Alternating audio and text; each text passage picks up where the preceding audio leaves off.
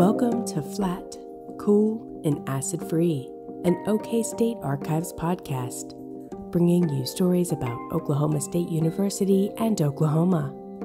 I'm Nina Thornton, multimedia producer for the OSU Libraries. On this episode, It's had a number of different titles through the years. So it was A&M Magazine, it was OSU Magazine, it was called Outreach, and now we know it as State Magazine. And so from Agricultural Experiment Station reports to State Magazine, Kurt Anderson and David Peters from the OSU Archives talk about campus publications. And today we're going to talk about some beginnings of publications here at OSU, publications that have been around the campus, over its time. So, what was the first OSU publication? The first publications were from the Agricultural Experiment Station. They began doing research in 1891 and so began producing their results in bulletins and reports. These were distributed across the state. So those were the first publications coming out of Oklahoma Agricultural Mechanical College. They were mostly authored by James Neal, who was head of the experiment station. So David, a lot of our viewers know a lot about the O-Collie or the O-Collegian, but what was the first paper? Was that the first paper that we have here? So the first student publication was called the College Mirror. It was produced out of the English department, and Freeman Miller was the faculty member in English. He thought it was good for the students to create some kind of periodical, and so initially the College Mirror was a monthly magazine or newspaper. It was mostly positive articles about the campus and trying to entice people to come to school here, but it was a literary magazine produced monthly. That lasted until 1899. Freeman Miller left the faculty, and that publication ceased, and then they started the college paper.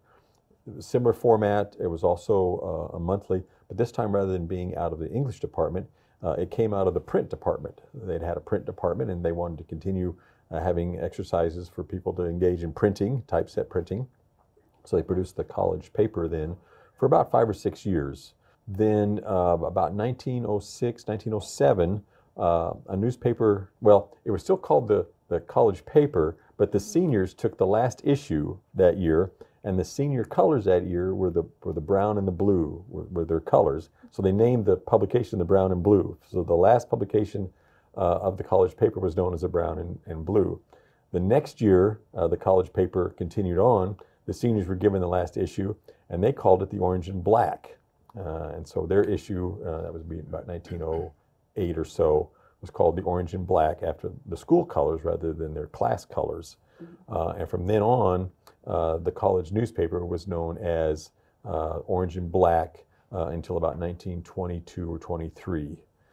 It was still initially a monthly, later it became a weekly, and then in 1923, it changed to what was called I think it was the O-Collegian, just the O-Collegian. It was a weekly paper. Eventually it became every or twice a week. And then by 1927 or 1928 it became the Daily O-Collegian, the paper we know now that was produced daily. So we're in the Paul Miller room. And when speaking of OSU publications, we can't forget about Paul Miller. And Kurt, you worked on a project about Paul Miller. Can you tell us a little bit about him? I sure can. He was born in Missouri in 1906, but he moved here at a young age with his folks and to Pawhuska, and he went to high school in Pawhuska. And his newspaper career actually started relatively early in his life. At the age of 15, he won a national editorial writing contest, and he became the editor of the Pawhuska High School newspaper, the Washashi. And then at 18, he won another national editorial writing contest sponsored by the University of Wisconsin, and he came to the attention of the editor of the Daily O-Collegian, C. Walker Stone. And Stone invited Miller and 11 other high school newspaper editors to a gridiron banquet at OAMC, Oklahoma Agricultural Mechanical College, and Miller attended, and it was the beginning of a lifelong friendship between he and Stone. And that summer, Miller actually moved into Stone's fraternity house on campus, the Sigma Chi, or the Kappa Sigma, excuse me. And the following fall, Miller started his freshman year, and right off the bat, he was elected president of his freshman class, and he became the assistant sports editor for the O-Collegian under Stone. And then the following year, he became the sports editor. Although that spring, because he made the varsity basketball team, he actually resigned from the Oak Legion briefly to pursue his sports career and to work on his studies.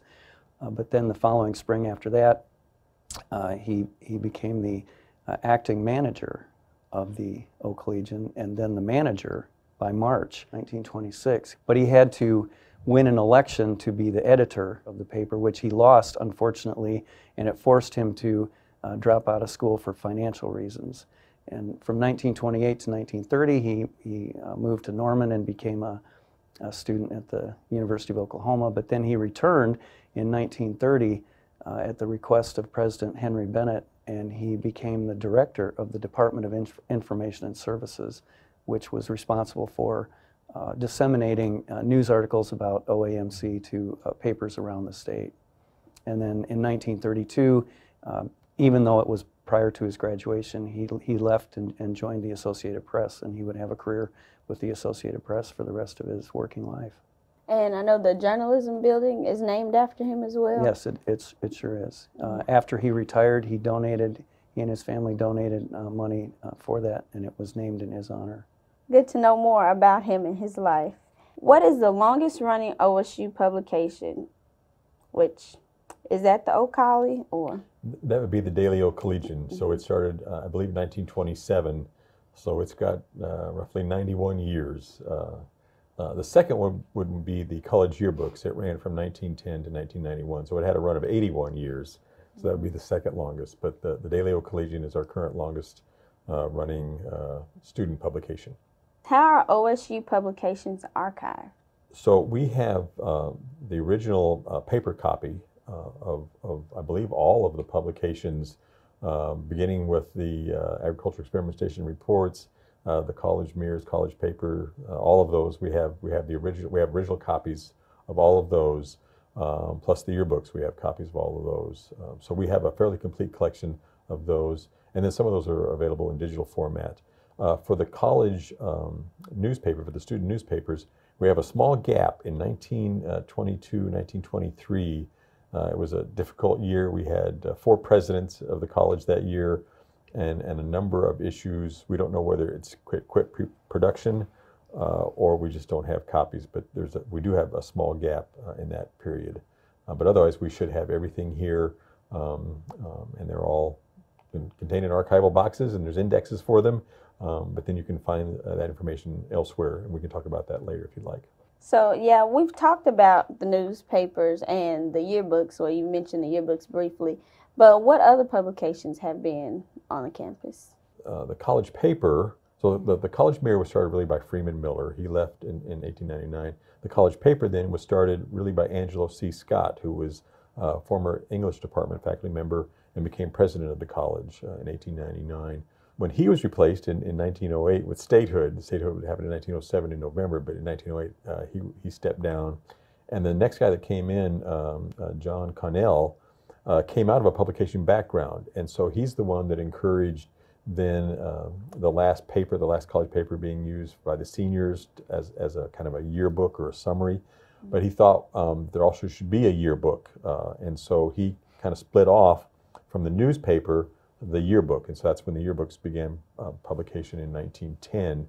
He also felt there was a need for a publication on campus that would be distributed across the state. In addition to the reports and bulletins coming out of the experiment station, he thought there needed to be more news about the college, and so he created a publication called The New Education. It was produced twice a month, and it lasted until about 1915. It lasted until he was replaced as president, and so there seems to be a close tie to individuals being associated with publications, and when they're here, it's active, and as soon as they go, the publication ceases. But those are the earliest ones. When Henry Bennett comes to campus, he felt there was a real need for the university to reach out to its alum base, and so he began a publication, I think it was initially called A&M Magazine, but that started in 1929. This might be in the running for the longest running publication. It's had a number of different titles through the years. So it was A&M Magazine, it was OSU Magazine, it was called Outreach, and now we know it as State Magazine. And so that has been in publication for, 1929 to 2018, so a little shy of 90 years. And you do have the old yearbooks that are accessible to the public that they can come and see here in the archives, correct? Yes, we have a copy here. There's a copy in the browsing room, and there are also copies available up in the main library. And where can our viewers go to find more information about Paul Miller? So we have a Paul Miller collection, and we have, I believe, a website with additional information about Paul Miller. And so they can go to that.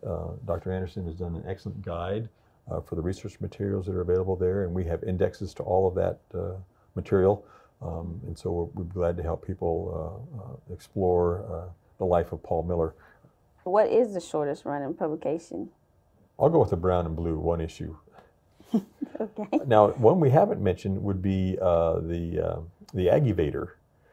That was the campus humor magazine. It came on, it was popular in the 30s, and by the 40s and 50s, it declined rapidly, but it was irregularly produced. Much like Mad magazine. It was I guess questionable humor magazine. That was another one that was produced on campus, mostly by students. What is your favorite part of working with old publications? You worked with some of Paul Miller's, and then you work with everything else. So what's been your favorite part? Well, my favorite part as a historian would be just the wonder of the primary sources that we have here. Being able to see history as it was printed and how people felt about what they were doing and where they lived and their achievements at the time. That to me is the most rewarding aspect of it. I enjoy that first perspective on history. You know, people who are witnessing their perceptions and their views. You know, and now looking back from hindsight, we can say, well, that didn't happen that way, or we understand the context for that. But they're in the moment, and so to get their impressions of what's going on and what they think is significant at that time, I always find especially meaningful. It helps sometimes provide perspective on the things that we see right now, and we think, oh, that's really important. Well, maybe it's not going to be as important as we thought. And so to have that perspective from individuals as they experience events in their lives, I find especially rewarding. This episode was part of the Archives Live, a monthly video broadcast. Watch the broadcast and stay in touch with the Archives by liking and following the Oklahoma State University Archives Facebook page. Find a link to that page in the show notes. This episode featured Chris Shayla Smith, David Peters, and Kurt Anderson, and was produced by Nina Thornton. Theme music is It's a Process, composed by Ben Stone and Finley Green, and published by BBC Production Music, PRS. From the folks at the Oklahoma State University Libraries and the Archives, thanks for listening. And always remember to keep your archival material flat, cool, and acid-free.